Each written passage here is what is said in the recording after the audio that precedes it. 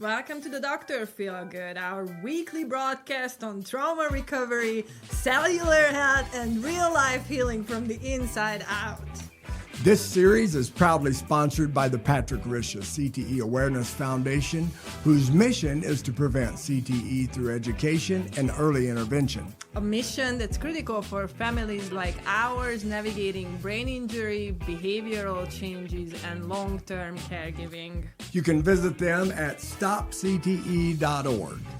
Hi, David. Hi, Fru. How are you doing? I'm very good. How are you? I'm doing great, and I'm so excited to have Danielle here today with us. Danielle. You know, Welcome back. Danielle is a guest who's been here before, and yet we're so excited to have her here. Absolutely. So let me tell you all about her a little bit. Danielle is a University of Virginia graduate with a background in biology, a former Teach for America educator, and someone whose own healing journey forced her to look beyond the standard medical model and into deep healing. Since then, Danielle has become passionate about helping women release the past, find inner calm, not just women, but people to release their past, and regulate their nervous system. Her work sits right at the intersection of biology, emotional healing, nervous system regulation, and practical tools people can actually use in real life. So no wonder we're so excited to have her here. That's exactly what this podcast is all about.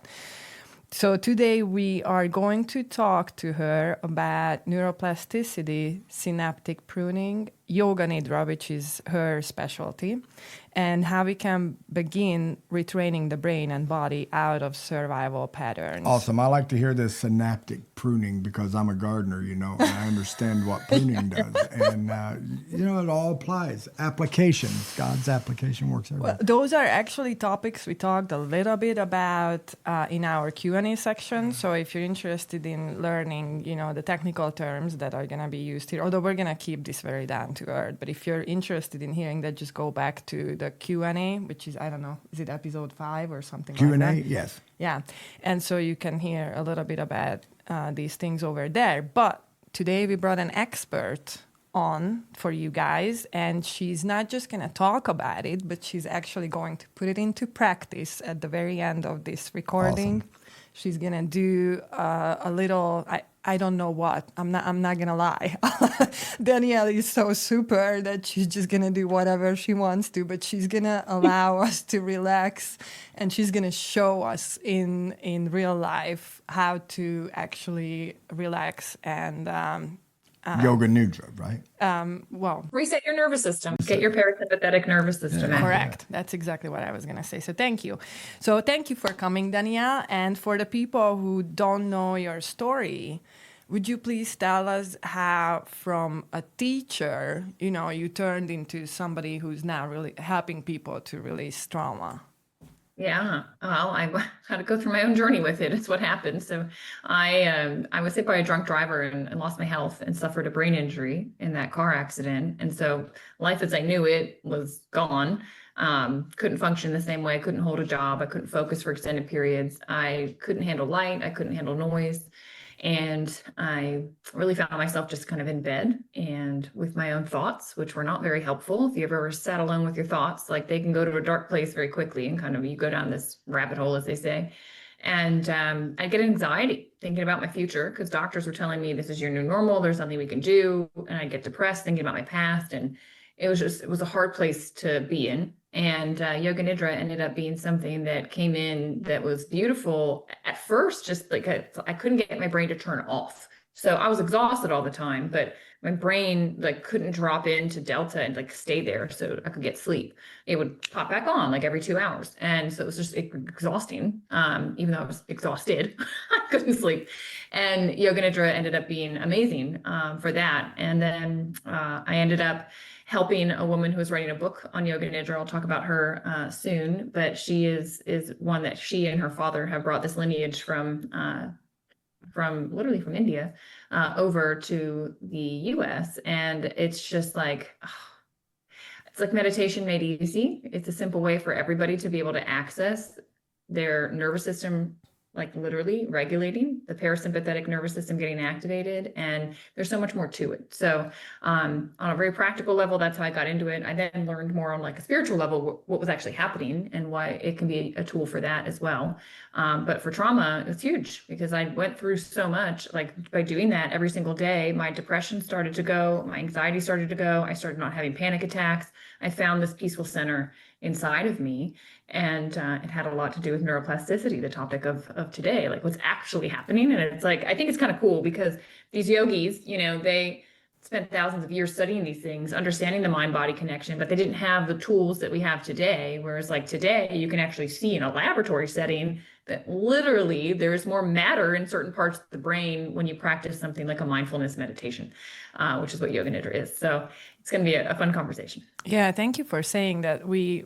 I didn't tell you in advance that I was going to bring this up, but you talked about the spiritual side of it.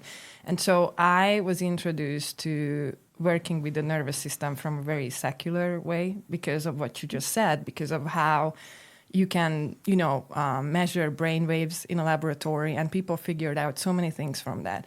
So today we meet people who are part of a different religious tradition, and they're afraid of meditation, thinking that that doesn't fit.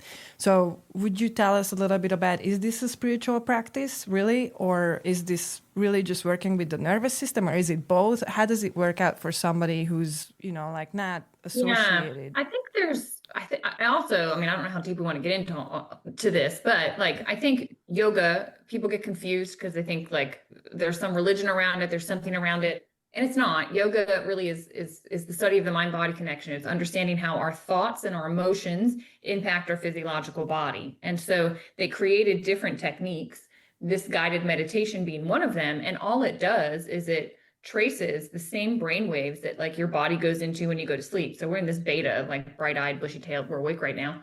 And when you go to sleep at night, like you have to move through and you go down, we have alpha waves and theta waves and delta. And when we're in deep sleep, that's where we're going. And the meditative state is this place right before you fall asleep, but where you've let go of the mind. And that's the meditative space. And that is like a magical space to be able to access, because now all of the thoughts and emotions and everything that's driving most of us crazy in the day-to-day, all of a sudden they're like, you're disidentified from them. You realize that you're more than them and you access this deeper space. And so I think on a very practical level, and if you want to use it as a tool simply to be able to quiet the mind, and when the mind is quiet now, the parasympathetic nervous system can activate. This is your rest, digest, restore response in your body. Most of us are in overdrive in the sympathetic, the kind of going, doing behaviors. We're not in this being side of ourselves. And, we're rewarded in this life for what we can do and achieve. And like, that's what it seems like it's all about. Yeah. But the truth is more gets done in the non-doing. When you're in a relaxed space, intuition flows, so much more can happen. And so, Yoga Nidra is a tool. I used it to help me sleep, to retrain my brain, literally how to follow the brain waves down into sleep. That's what I used it for. And then I found out, wow, I'm calmer. I have this like cultivated sense inside of me of peace. And then I went into the research of it. And yeah, there's tons of research now about what mindfulness meditation and this type of guided meditation does. So that can be all you use it for. But also like the yogis realized, wow, if you're able to let go of the thoughts, like they used to contemplate questions like, if there were a single truth that if known solved everything, what would that truth be? Right? And the truth that they came up with was to realize that you're more than your thoughts. And when you go into this meditative space, like they've developed it as a tool to help people access like being the sky versus being so identified with the weather pattern in the sky at any given moment, right? Because we have storms blow in, we all do. Jealousy, anger, joy, like all the things move through us, but we're actually, what they would say is we're the one witnessing it all. And when you are able to access that space, the things that have moved through life, traumas we've been through, everything that's kind of come and gone through our space of awareness doesn't hold as much charge when you're able to disidentify from it and create that space. And so it can be a tool for that. And, on a spiritual level, it's like what they say is we're a soul having a human experience, right? And so this is allowing you to access that witness consciousness that's inside all of us, that soul being. So you can go that way with it, but you don't have to. You can also just use it on a very practical level for what it's there to support your physical body with. Beautifully said. Yeah, it's really interesting. When I met Fru, she was teaching me all these things about yoga and meditation. And what was really cool about our getting to know each other at that point was I used all these techniques you guys talk about and it was taught, and I just didn't know that I was doing that. But, you know, I have been able to step outside of the traumas, and I have plenty of trauma to mess me up, but I've been able to step outside of them and experience them like what you're talking about, and then develop into awesome things that come out of it, you know, and my view is positive. You can't, it doesn't matter how negative something is. In my space, that negativity brings something positive always. One of the things that came to mind while you were talking about, I don't know what the word was that you were using when you step away from... Disidentify. Disidentify. Okay, so they say trauma survivors often disassociate, which is essentially the same thing, but like from a negative point of view, where you just don't remember the trauma, or like you disidentify from it, but you don't resolve it. And so I wanted to bring that up because I feel like that's the beauty of this practice that you're talking about. It's a good distinction to make because, the one doesn't resolve. So let me give you an analogy. This is how I kind of look at trauma. So we're think of our body, you know, as a tube. So we're this tube and there are experiences flowing through and corresponding emotions that come along with these experiences, right? And this is just life. Like we're the tube, we're the sky, and all these weather patterns, all these things are flowing through. And sometimes things happen. We'll talk about trauma, right? A traumatic thing happens. Maybe it's in your childhood, maybe it's an accident like I went through, whatever it might be. And everyone has trauma, just like the degrees of it, you know, vary, but for each person, it is what it is. It's when your system says, hey, that's too much. Mm-hmm. I can't handle this. I can't process this. If I allow this through, it's going to wipe me out. Or as a kid, right, out of necessity to keep going, the system, your nervous system, it almost flips the switch and says, nope, and it stops that thing. Well, what we know is that energy is not created or destroyed. And so what does that energy do? It gets stuck in the system, okay? And it starts to oscillate in on itself. And it will literally, what they call it in this Eastern philosophy, they use the term grunty, and energy knot forms. And this is where I think in the West more and more, we're starting to say, well, stress is the underlying cause of most disease and illness. And like, oh, it's manifesting because we were talking about cancer before this episode. Like when we started recording, like, oh, people don't realize like sometimes cancer is coming from some trauma that they didn't deal with. Well, this is where the yogis, understanding the mind-body connection, they will say, yeah, well, this is an event that got locked into your system. And because the energy had nowhere else to go but inside, it literally will densify until it can physically manifest in your body. All right. And the thing is, like, it's also the opportunity, like what you were talking about, David, where it's like now when things happen, it's also the opportunity to realize, oh, I'm holding on to something and I can let it go. So let's talk about trauma. So there's this traumatic event, right? And what this theory says is, okay, in Yoga Nidra, what we do is we disidentify, right? We create space. And because we're creating a little bit more space, this energy event can actually start to discharge because we've stopped all the blocking, all the suppressing, all the putting down. And we're almost like looking at our life as if we're dispassionately observing a movie. We're not so engaged with all of the emotion and the story around all of this. We're creating the space where we can see it for what it is. And that's all this needed in the first place. Like, what's the one thing that we never allowed it to do? Flow through. But we'll create a whole life around numbing ourselves out, right, from it, drinking, doing drugs, having sex, doing all the stuff to distract ourselves from it, to entertain ourselves. So we don't have to sit with the discomfort that's in our system. Little did we know that all we actually had to do was create the space for that discomfort to move through. All it wants to do is be felt. And it will be felt once on its way out, but then once it's out, it's out. And this is what we mean by disidentifying, right? Dissociating is just you're not creating the space for this to move through. It's like you're locking it down and you're just like disconnecting from it. Yeah. right? But it's still very much, I think about it like ice. It's still very much frozen. It's very much in there. And when you come back into your body, it's still there. This is allowing that ice, when we can disidentify, it's like that ice can start to thaw. And now that stuff can start to move through. And it's really interesting. Like people have some profound practices in a meditative state where they can feel tingling in their physical body. They can feel heat. They can cough. Sometimes people cry. Sometimes people are just like blissfully peaceful. I mean, there's so many varying things that happen because it's whatever, as the nervous system is resetting, right? They call it nadis in this system, these different energy channels, but it's your nervous system. So as your nervous system is calming, it naturally knows how to clear. Yes. So it, like, have you ever experienced at night, like your arm like flap or like, you know, something like this?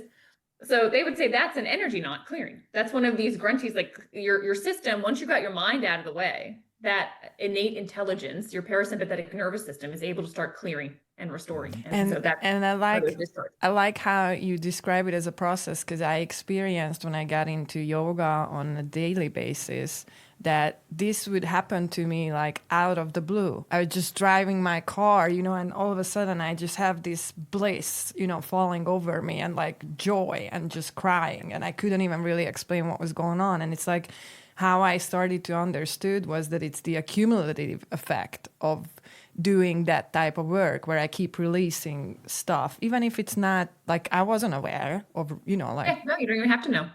Yeah, so that's great. So how does the does difference too? Sorry, just one thing. No, That's the difference too between like a talk therapy and this kind of work, because talk therapy will talk around this. Yep. It will tell you all about it. You can understand it, but it doesn't help with the discharge of it.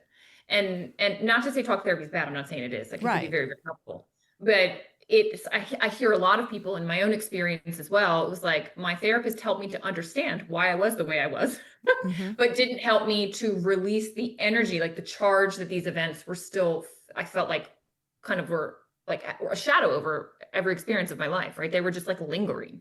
And it wasn't until this practice where it was like, no, that it discharged, like it doesn't even linger. It's not there. There's no residue of it. It's gone. And I find that because when we try to put things into words necessarily, that creates like boundaries that we don't have to deal with when we are in that realm where everything is, you know, like just think of dreams. How many times you had a dream and then you come back from that dream and you couldn't explain like why these crazy things, right? It's like you can't put it into words. It's like a different realm. So like that's why I like this type of work, and that's why I think it goes often beyond talk therapy. And I love talk therapy too. I had the same experience which you just described. Like so many times it really wasn't what the therapist was saying. It's the answers I gave to the questions that made me realize that, oh, okay, well, yeah, I could look at that way too. But there are problems where we're not able to talk about, or we don't have the right words. Yeah. Or we don't even know why we're reacting the way we are. Sometimes there's like these programs that are in us and we're like, I don't understand. Like it seems disproportionate, you know? I'm getting so angry about this situation. And when I look at it, it's just like there's dishes in the sink. Like, why did I just get so angry about literally dishes sitting in a sink? Like, what is going on? And it's because this thing that was trapped in us, like when a situation comes in that is similar to, has the same essence of, you know, whatever the energy, oh, no one listens to me, right? Like these things that we hold, if something comes in, oh, the dishes weren't done. Well, why do you get up so triggered? Because it hit up against this old, very intense feeling that's living inside of you, trauma that's living inside of you where no one does listen to you. Maybe you grew up in a household where you were told, you know, you should be seen, not heard, right? Something like this, where like there was no value in your words, whatever it was. So now that, because of dishes, you're getting triggered from something from your childhood and you don't even know. Like, this is why it's so crazy. Once you realize this, you start to have compassion for everybody because you start to see that people are in, like, there's 4 people in every interaction. It's like the present moment people, but then the past of that person and the past of this person. And so you're like not even interacting in actual reality of what's going on because everyone's coming with these lenses of their unfinished past. Correct. So talking about these blissful experiences, that's, I guess, the closest I can connect this with neuroplasticity. What is neuroplasticity with simple terms, and how does that relate to all of this? Yeah, well, coming to it. So neuroplasticity, the way I think about it, is kind of like the brain's ability to change it can adapt, it can rewire. It's going to do that based on experiences, where your attention is going, thought patterns, repetition. I think some of the things that are interesting is like, they thought that the brain was set. Like for a long time, the running thing was, oh, your brain is fixed. So after childhood and after development, the patterns you form, the person you are, like, it's just your personality. That's just how it is. It cannot reshape itself. And now we know that not to be true. We know now, they say, neurons that fire together will wire together. And so you can literally think about when you learned how to ride a bike, right? Like when you first got on the bike, it was really awkward. You probably fell a few times. And then all of a sudden the brain started to realize, oh, I need to connect this movement to counter this thing. And all of a sudden these neurons are firing together. And now they say, right, it's like getting on a bike. Like we all remember how to ride a bike because we created those neural pathways for that. And it's like learning a new language. It's difficult at the beginning because it's like the connections aren't there. Something that in yogic philosophy they say is where your attention goes, energy flows. And it's the same thing that now neuroscience says. The neurons that fire together will wire together. Everything starts to move into this space. And so your body doesn't know if something is good or bad for you. So some of us end up wiring survival mode into ourselves, right? Hypervigilance, protection, scanning for danger, overthinking. Like these, we're literally firing these neurons together, we're wiring together. And so we put ourselves into this state. Where your treasures are, there will your heart be also. Bible scripture, yeah. Yeah. So and then also the renewing your mind has I guess I can't remember the actual scripture, but it has so much to do with the fact that if we don't do this kind of work, then we're always going to be react from our past experiences, and that overstimulated way of being is just not going to shift if we don't work on this, right? Exactly. It's inner work. I mean, I think this is your life's work. Like, so many of us are kind of like taught, and culture and society kind of teaches us, oh, it's about the job that you get and, the home that you're able to buy and these external things. And the truth is, like, how many successful people do you know that are actually miserable, stressed out, alcoholics, all these things? Why? Because no one taught them how to manage their inner world. And so their nervous system is literally stressed out. Like the neurons that are firing together are not creating a situation that is beneficial for the actual being, that's living in that body.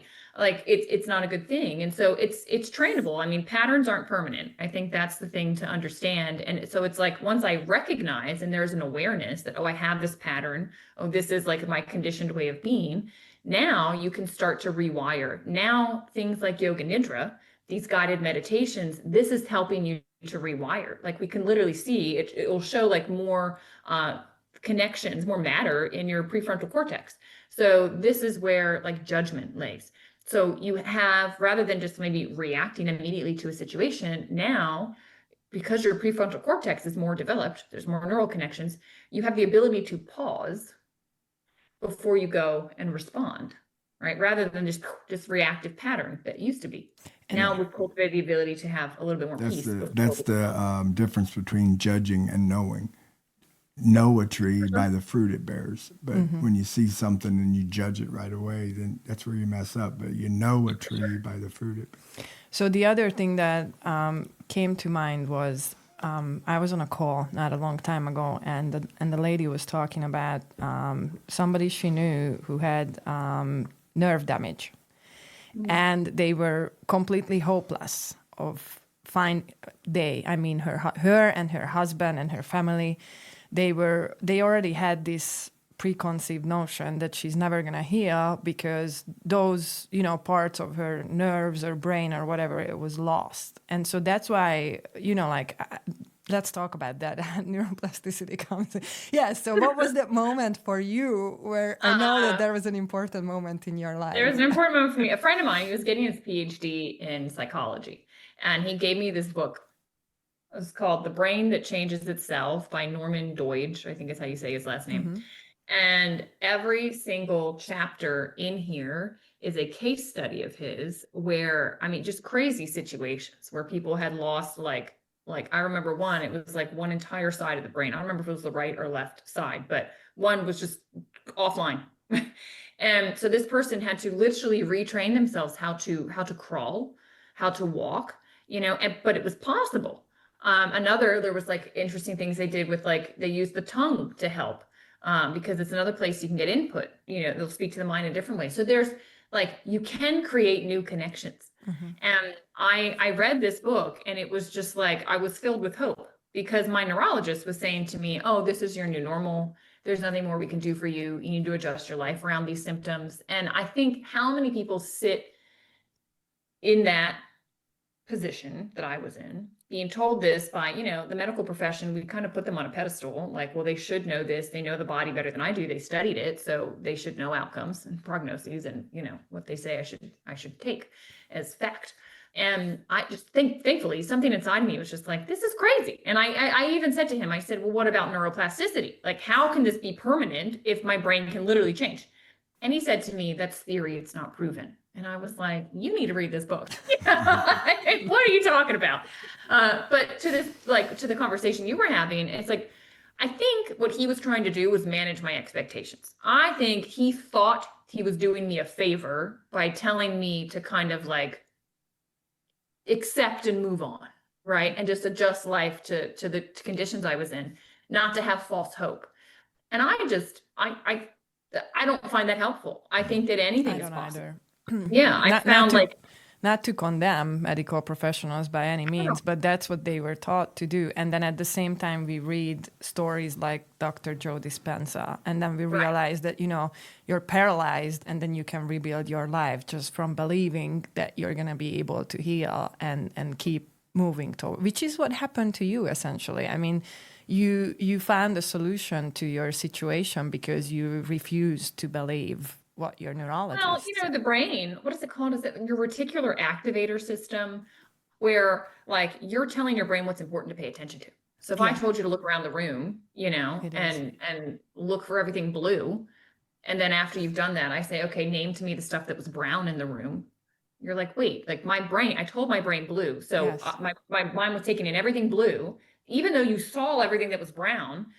It didn't come through. I don't know if probably most people experience this. Like if you're going to buy a car, I know every time that I'm like looking at, well, what kind of car do I want? And then I like land on, like I got a Jeep. So when I decided I was going to buy a Jeep, all of a sudden I was seeing Jeeps everywhere. Yes. Yeah. And the thing is, there weren't more Jeeps on the road. It was just that my brain were taking in everything. And then your brain decides what it feeds to you. And so this system was feeding to me, a Jeep, because I had told it Jeeps are important. And so for me with healing, I think it's important for everybody to understand, if you are under the mentality that this is your permanent situation, it is chronic, nothing can change, then literally your mind is going to not be looking for the radio conversation that's happening, the person on the bus next to you or the plane next to you talking. Like, you're not going to be open to hearing the things that are potentially answers to the problem you have. No, I think your mind's not letting it in. I see this with people. It goes even farther. They just plain refuse whatever would come in and would actually have them. They're just like, oh no, it's not gonna work. I already know without trying that it's. And I'm like, how do you exactly know that? And there is no answer to it because also the mind, the mind is being used to justify that belief that they are. So they don't have an explanation. They just know. Yeah. Yes. Crazy. So once you realize that you're not your thoughts, you realize how oftentimes your mind is just wrong. Right. Your thoughts take you on crazy directions, and you're like, okay, helpful sometimes, not helpful a lot of the time. And people need to understand that it's okay to change your mind. People feel bad about it. This is my belief all my life. It's all right to change that. Now he's speaking of synaptic pruning. Awesome. See, I didn't know that. It's okay to change your mind. You constantly worry about his safety. Then why aren't you worried about this? Protect his brain. Prevent CTE. Learn more at stopcte.org. And it's very okay to change your mind from a negative view. If you got a negative view of something, there was this young man we were helping one time, and he had an experience with his family member that when they were babysitting one of the children, it was really sick. They ended up giving the baby a medication that would harm it, and the child died. And this memory this guy had of his family was that his mother or his stepmother or aunt, whoever it was, killed this baby. That's how it was stored. And that's how it was stored in his mind. And so he had this terrible, terrible, terrible trauma that he was dealing with. And I told him, I said, have you got any kids? He said, no. I said, all right, let me explain something to you. I have two. And during the time that I have only two children, I was a good father. I took care of my kids. But if you have a child that's sick in the middle of the night, you get up in the middle of the night and you're wiped out because you're not sleeping much trying to take care of them. And that could be done over and over and over as an accident. Just accidentally, not because they were a bad person, but accidentally gave them adult Tylenol instead of the children's Tylenol, or whatever the situation was. In his mind, the parent was just a terrible person. They killed their own kid. But it's probably important to mention that he was also a trauma survivor, and so this is the trauma lens, what they call. Then when you look at every single thing that happened to you through that object or perception, and so there is really interesting work done in neurology right now about this, how this perception is created, and that's why what you do is so important. That's why let's talk about that synaptic pruning, what that is, and how that could benefit somebody who's like that. Yeah. So synaptic pruning is kind of like the if you don't use it, you lose it mindset. So, essentially, it's saying that, hey, if these connections, if we're not firing together, we're not wiring together. And you can, if things are used less often, they weaken. I think I like to hike, and I live in a national forest. But when I first moved here, I moved from Colorado, where like people love to mountain bike and they love to hike. And so you go out on these trails and they're well kept because like people are on them constantly, right? Mm-hmm. And so they're firing together. It's a well-kept trail. Well, down here, people don't mountain bike. So I took my bike out on one of the, it's a hiking trail around here, but I took my bike out to go. And it's just like, I'm getting like thorns in my side. There's spider webs everywhere. And I'm like, this is ridiculous. Yeah. Synaptic pruning was happening, right? Because no one was using the trail, nature started to just grow in other directions, right? The trail was lost. And so this is the idea with synaptic pruning is essentially like, if you stop using certain things, eventually it will grow over. And this is good news when it comes to like trauma. This is good news when it comes to like, if you are repeatedly somebody that is in a pattern of worry, of shame, of hypervigilance, of self-criticism, of fear, whatever it might be, those pathways are highly developed. It's like the trails in Colorado. There are a lot of people on them. Mm-hmm. But these calmer pathways, as you start to practice things like Yoga Nidra, you start to develop these new pathways. And then that worry, hypervigilant, whatever, it becomes more like the trails here in Florida, where it's like, maybe you could find that path, but with synaptic pruning, it's not as clear and it's not as well kept. And it's not as, the brain wants to go to the more direct place. The thing you're using more often, it's going to start to grow in that direction. Yeah, I read that the brain actually runs energy through faster those nerves, or the neural pathways, I should say.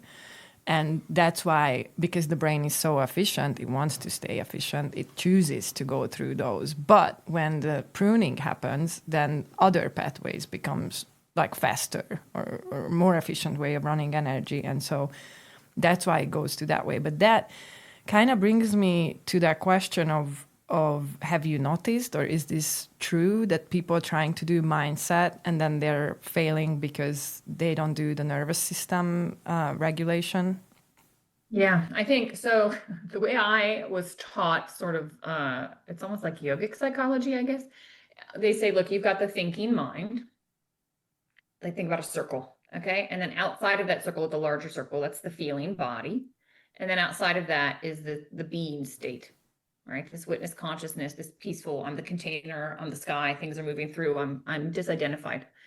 So the thinking mind is very beneficial. And what you're talking about with like mindset work, this is like the affirmations, the like constantly trying to think yourself into this being state. Mm-hmm. Okay. The truth of the matter is you cannot think your way there. It is not possible. It is your idea of what it should feel like. But it doesn't actually reset the feeling body. You have to go through the body in order to get there. It's the doorway. You have to go inside First. and into the feeling of where this stuff, these grunties are. And if you allow yourself to go, okay, so you can think these things. It's not that's not helpful. The thinking mind is helpful, but you can't do it alone. You can, and you also just can't feel. You can't just be somebody just like is, all in your feelings. You're also not going to get anywhere. It's a balance of the two, right? You kind of need both. But the reason I think a lot of people get limited by just the mindset work is because they're totally ignoring like the biggest thing, which is the body, which they say the body is the subconscious. Everything is stored, all the trauma, everything, like a book of secrets in there. Like there's a lot in there. And when you go into the body, now that I see it as like a trap door, like it opens you into this being state. And on a kinesthetic, physical, like physiological level, you feel what it feels like to actually not be dominated by the mind and the thoughts and the trauma and the fear and the worry. And once you experience that, you realize this isn't my mind thinking about what it would feel like. I'm actually like my nervous system is experiencing it. Yeah. And that once you know that, you can't unknow it. I think that's what was so beautiful with this practice of Yoga Nidra, because meditation is very difficult, especially if you've been through trauma and you're in a hypervigilance. Like it's like trying to take a fan that's spinning and telling it to just sit still and stop spinning. It's like it is going. It's going to be very difficult to just sit and watch the thoughts. But Yoga Nidra, you do laying down. You get supremely comfortable. You cover your body with a blanket, because when your parasympathetic nervous system activates, your body temperature drops. So you will get cold. You put something soft under your head, like you literally make like a little nest. And then you listen to guidance. So it's nice because it's like the mind has something to do versus like run on its narratives. Like it's following guidance, but the guidance is genius because it's walking you out of like stress in the physical body, then stress that you hold in your breath, then stress you hold in your nervous system. And it's walking you by letting go of those things into the meditative state.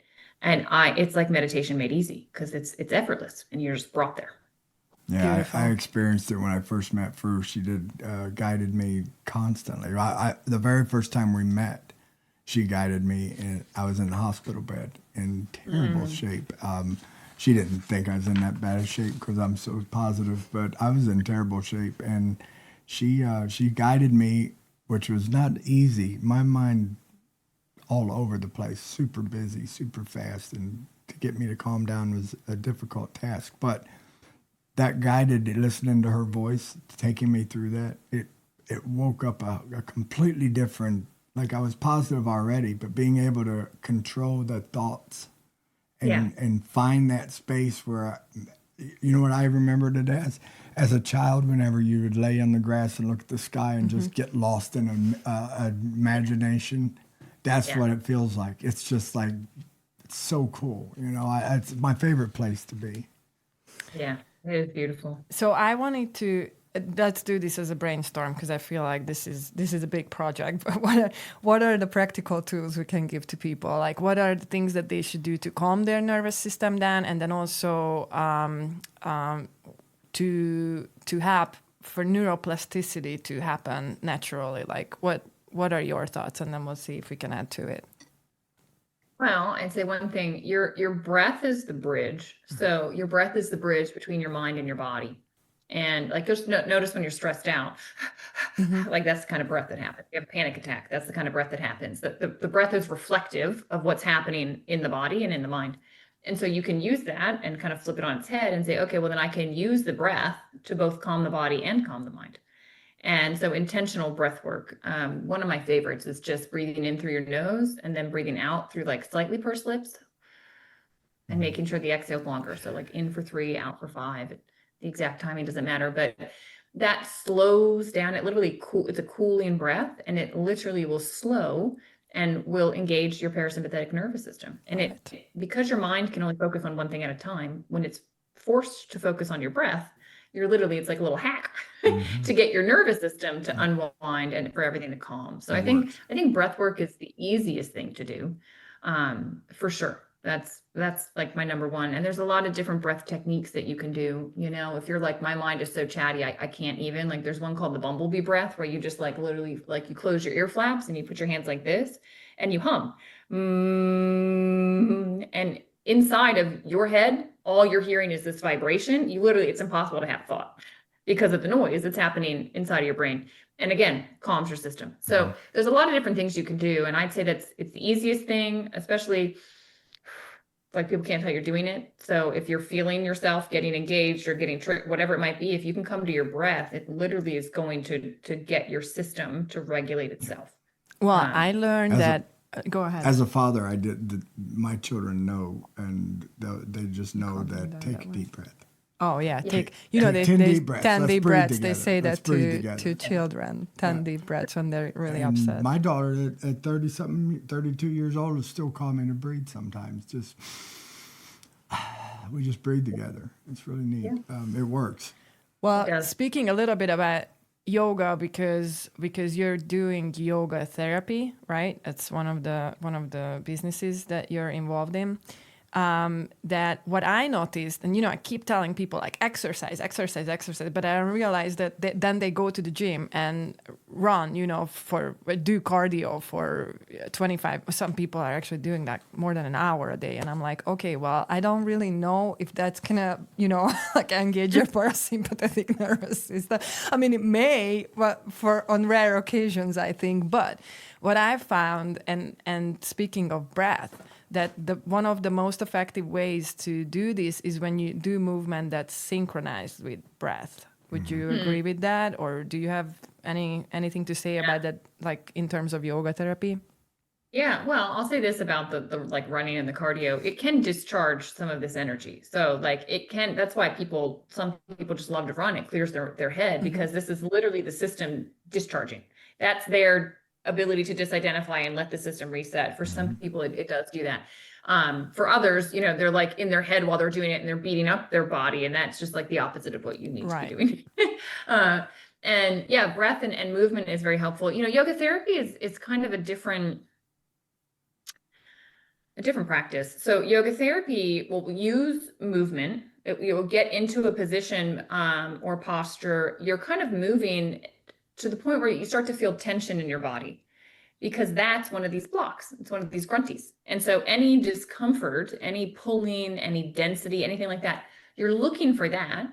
And then, like my job as a facilitator is to teach someone how to be with the discomfort, breathe with it, not to push it away, but almost to welcome it, to say it's okay that you're here and I'm willing to feel you. And you're teaching someone actually how to let the guard down so that grunty can move through.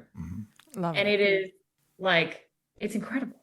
It's incredible too, because you can also like literally talk to it. Like you can ask from inside, like ask, what are you trying to tell me? And it'll come and it brings people to tears with the insights that come through of like what's being held there, or what, like it's trying to say that you're not hearing. The body can only talk through sensation. And, we don't listen to it. Right. We're trained not to listen to it. Yeah. That's really like we train to push through and numb the pain and don't pay attention to the pain and all that kind of stuff. That's what when you were talking about like people are just going and doing the productivity. I mean, it doesn't support you in that. No. But so you have to do like a whole different mindset to accomplish totally. what. And it's huge, because this practice is then about like, okay, now in life, when I get triggered, so this is not a physical discomfort, it's a mental, emotional discomfort. This is the opportunity to really let that thing go. So now you've learned through the physical body that, oh, wow, when I rest with it, it actually releases. Like, wow, when I sit with that discomfort, it actually kind of moves and eventually like discharges, like you feel it happen. And so the same thing, now that we've practiced that and you've learned how to do it, now in life, when you're triggered, when the dishes are in the sink, not done, right? And you feel this rage coming up from wherever that feels so disproportionate, but it's there nonetheless. You know how to not suppress it, not push it back down, but to actually let it burn and let it move through without engaging in it and externalizing the anger, right? And it burns itself, and it does burn. Like that's the only word I can think of to describe it. I think of resistance when you say that. I always think of that the resistance is what creates, like I don't want to experience, this is what creates for that to what you stay resist over persists. there. Yes. Yeah. Yeah. And when you let it actually move through, it's not like, because we think, oh, being angry is a bad thing. No, like anger is a natural emotion, Right. but we don't need to engage it and scream at somebody. Like we need to just let the anger be there. And when I say let it burn, I mean, don't resist it. Like let the anger kind of run. It's like a kid having a temper tantrum. Like let them have the tantrum because they're going to burn themselves out. Like it's eventually going to find its peak and come down, and then it's gone and it's out of the kid's system and they snap out. And so it's the same thing. I think of it like it's just, little 2-year-old you maybe has a temper tantrum. Yeah. You feel, and you got to let it go. Yeah, I actually just listened to a podcast where they were talking about this exact thing. It was, again, they were using a Bible scripture, but it was like how your anger is not a bad thing. The only bad thing is when you react from anger. So like if you can get to that point where you pass that state where you're trying to scream at the dishes, or break them, I don't know, instead of doing them. Exactly. Make more of a mess to clean up. Great, good job. Yeah, exactly. So yeah, I love that. Okay, well, let's do the practice. Let's see how that looks like, and then we'll talk about how people can find you and learn more about what you do. Sure. So I'll say this. So with Yoga Nidra, typically this is like a 20 to 45 minute practice to get the full like going down into the delta wave and back up. They say it's like the equivalent of like 3 hours of sleep. So it's deeply healing for your system. I will just walk you guys through just a simple practice that will help to reset your system, a little bit of like breath work. So typically you would do it laying down. If you're listening, you can lay down, but you too, you can stay seated. And just go ahead and close your eyes and quiet your mind. Be still. Let go of all thoughts, worry, and tension. Giving yourself fully to a higher power. Simply relax, trust, and let go. Let's take a deep breath in together and exhale with an audible sigh. And again, breathing in fully, letting go even more. Releasing the anticipations in the mind and just feeling a deep sense of contentment in your heart. And we're now going to move our attention into the body to just release trapped energy and to move deeper into total relaxation. We'll start with the upper part of the body. Inhaling, just make fists and deliberately induce stiffness and tension in your shoulders, arms, and fists. Tighten, tighten even more. Now let go. Completely relax. On the next exhalation, just letting go even more and observing the flood of energy in the arms.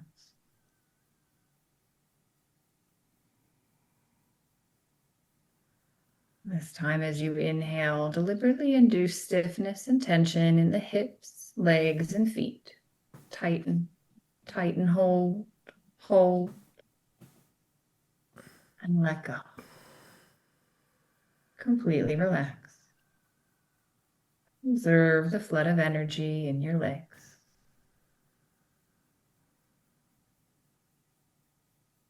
This time we'll tighten and tense the entire body.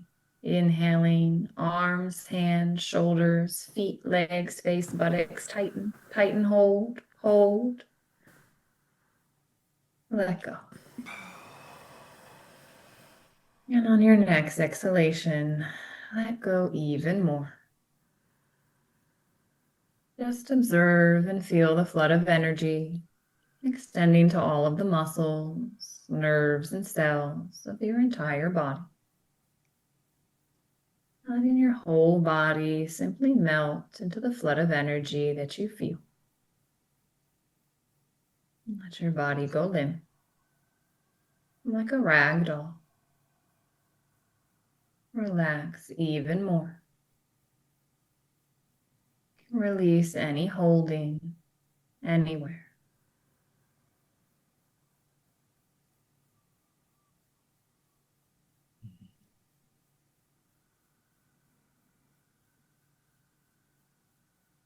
excess tension and holding carried out with each exhaling breath. Feeling yourself held in absolute stillness.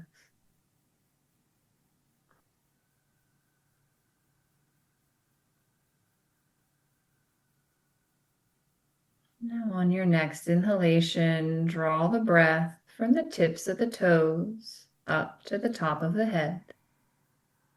And as you exhale, draw the breath down from the top of the head to the tips of the toes. Repeating this way for the next few breaths.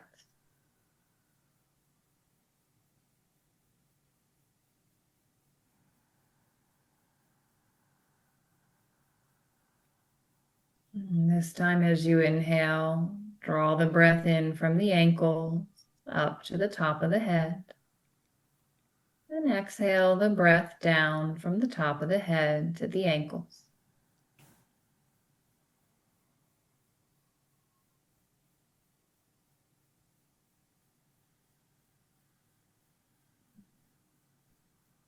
Now draw the breath in from the knees up to the top of the head.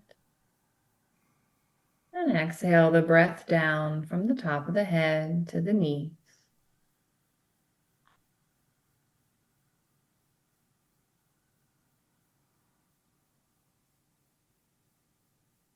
Inhaling now from the base of the spine up to the top of the head. And exhaling the breath down from the top of the head to the base of the spine.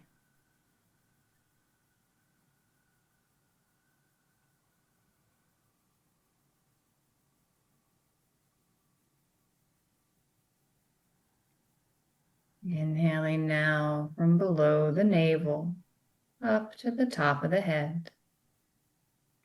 And exhaling the breath down from the top of the head to below the navel.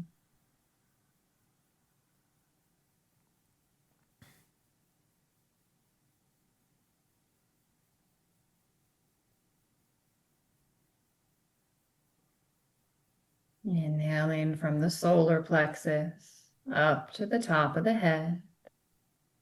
And exhaling the breath down from the top of the head to the solar plexus.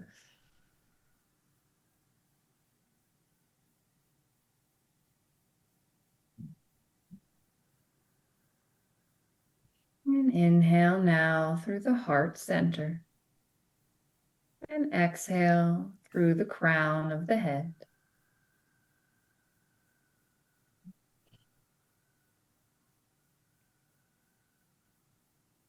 Inhale through the throat.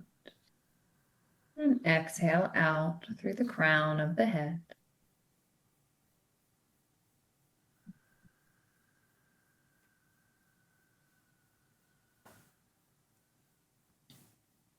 Inhaling now from the third eye, the space between the eyebrows. And out through the top of the head. Merging into this upward flow of energy. And just dissolve and disappear into the stillness. Sensations, thoughts, and images floating by like clouds on a clear blue sky. Letting it all gather and dissipate. Come and go. Just be the space in which it is all happening.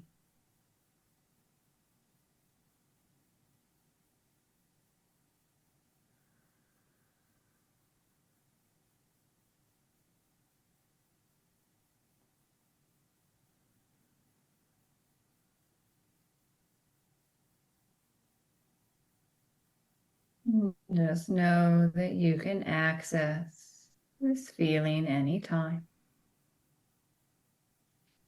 This peaceful presence that surrounds you as an inside of you. You can draw on it at any time. Now you can gradually open your eyes. Welcome back.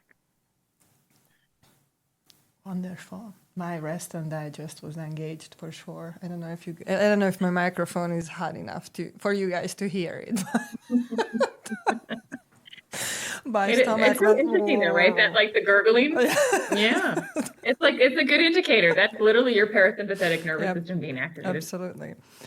I realized that. Well, I want our listeners to know where to find you and where to get access to some of your guided meditations, because this was beautiful. And Great job. I was on a mountaintop, by the way, if anybody was interested. So that's how I saw the clouds and the clear sky. But before we do that, I would like for you to give honor to your teachers then, because you mentioned that there was a lady who helped you, who was writing a book, you said. So it's so funny. I was thinking of that as I was guiding it. Thank you, Fru. So the Amrit Yoga Institute, it's the Amrit lineage. So Amrit Desai and his daughter Kamini Desai, they developed this practice, and it's very well known here now, and you can get certified in it. I mean, it's a beautiful thing to be able to offer and augment. And I think just going through the training yourself opens up so much. She talks about, neuroplasticity, and she talks about the brain and the nervous system and kind of the Western view. Kamini has a degree, she has a PhD in psychology. And then she grew up in an ashram with her father teaching these philosophies from ancient India. And so she has this beautiful balance of ancient wisdom for our modern times, I would say, and in our world, and to kind of put it in a way that is palatable for us, because most of us didn't grow up in India, so we don't understand those traditions. So yeah, I am very grateful. She has a book that she's written about this. I helped her out with the project of basically citing the research appropriately. So it was kind of fun to see what science was saying, about this practice. And it's great. So Kamini Desai and Amrit Desai. Awesome. Well, thank you for naming them, and thank them for the work that they offer to you, or the help they offer to you, and the work they've laid down for other trauma survivors. I'm sure that was part of why you started to work with her, right? Because I went there to get certified so I could bring this to other brain injury survivors, because I'm like, you can't do so much with a brain injury because you're so overstimulated, but you can lay down and you can listen to guidance, and you can breathe. And you can breathe. Yeah. Exactly. And so, and then I didn't realize wow, there was so much more to all of this and the philosophies. And I just that was 2015. I came here for the first time, and now I live at the Institute. I have for 5 years. Because it's beautiful. It's life-changing. I think, they say if it's not yoga, it doesn't change your life. It's not yoga. True yoga will change your life, because you realize it, and you get access to this, which you all, have experienced. Yes. I can testify to that for sure. It changed my life, and I would have not survived or came out of the traumas that I've experienced if it wasn't for knowing how to better regulate my nervous system. And of course, funny story about Yoga Nidra, I experienced when I lived in Denver. I went to the library and get this audio book, and I just kept listening to it over and over and over and over and over. I mean, I loved it so much. It was just incredible. That was like me every day. My mom recorded one, and every day I'd listen to it. It was my life. I mean, do that for a year. I went to India, just kind of interesting, side note. One of my best friends from college is Indian. And so she was over there, and I went there for 3 weeks to visit with her family. And we were up in some mountain town, I don't even know. And there was an Ayurvedic doctor, so they can read your pulses. And whatever, he picked up a bunch of stuff. And he said to me, you need to do meditation every day for a year. And I was like, that's your remedy? And it's not some herbal drink I can take, what? And I kind of it was there, and I went, oh. But then when Yoga Nidra came into my life, I was like, I could do this every day. And I literally would do it twice a day, in the morning and at night. And literally changed my life. So it's powerful stuff. It is very powerful. So where can people find you? Yeah, I think, I have a website, mastery.brainbodyself.com. If anyone's interested in having an audio to be able to listen to, I have different ones there. But I also work privately to help you come up with a practice that's for your, what you're personalized. Going through. Yeah, personalized. So in Yoga Nidra, you use intention. So we didn't even talk about that, but you see that at the depth of the meditation, and it literally it's like being able to put in a new blueprint, a new pattern into your brain and way of being and operating and seeing the world. So it's it's huge and deeply healing. So I've got that website, and then Heal with Danielle is my YouTube channel. And there's a lot of great stuff on there and practices, different like nervous system resets, guided breath work, yoga therapy sessions, a bunch of good stuff on there that you guys. Yeah, I love it. All of our listeners, I want you guys to know we don't talk about it a lot, but this is where my healing began. This is where me and Fru met. It's this very thing, like what you said, you were on a mountaintop. I was back in Denver, where I was met back Fru. in Colorado, absolutely. I love it. I was on Grays or Touries, I don't know.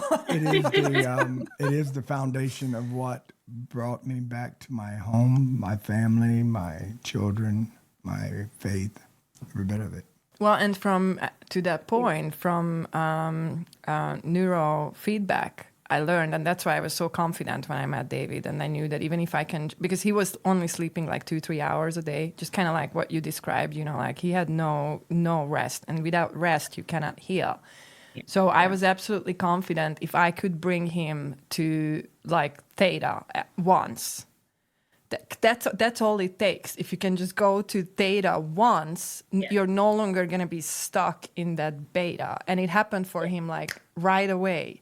So that's why, like, after we met, there was no 2 hours sleeping. He went 5-6 hours immediately. And then after that, he grew 7-8 hours. And then sometimes he sleeps longer than that, which is incredible. I'm getting ready to start the Mark Gordon protocol, the millennial protocol. And so y'all getting ready to see me go back to I was 15 years old. I get to see myself come back to that person. Oh, yeah, that's the promise. I saw that. Yeah. That's exactly what Dr. Gordon promised. He delivers. It ain't just a promise. He's delivered it over and over and over. I love it. So, but thank you very much, Danielle, for this conversation. I really enjoyed every bit of it. And for our listeners, if this episode resonated with you and you want support learning to calm your nervous system, release old patterns, and understand how healing works at the brain and body level, just text us at 662-216-2235. You can just send the word calm, and we'll help connect you with resources, Danielle's page, her work, her personally, if that's what you like. And just come back for the next episode. We're very excited to have this conversation and many more. And hopefully Danielle will come back too sometime. I always love chatting with you too. Thank you, everyone. Thank you. Lots of love, everybody. Bye. Bye. Thanks for listening to Dr. Feelgood. If this episode meant something to you, share it with someone who needs it. And don't forget to follow, subscribe, and leave a review.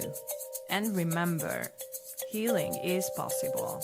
We'll see you next time with real talk, real healing, real good. You constantly worry about their safety. Then, why aren't you worried about this? We've known the big hits are bad. Now we're learning all those little hits can be worse.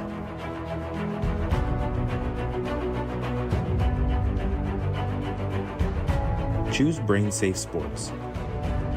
Learn more at stopcte.org.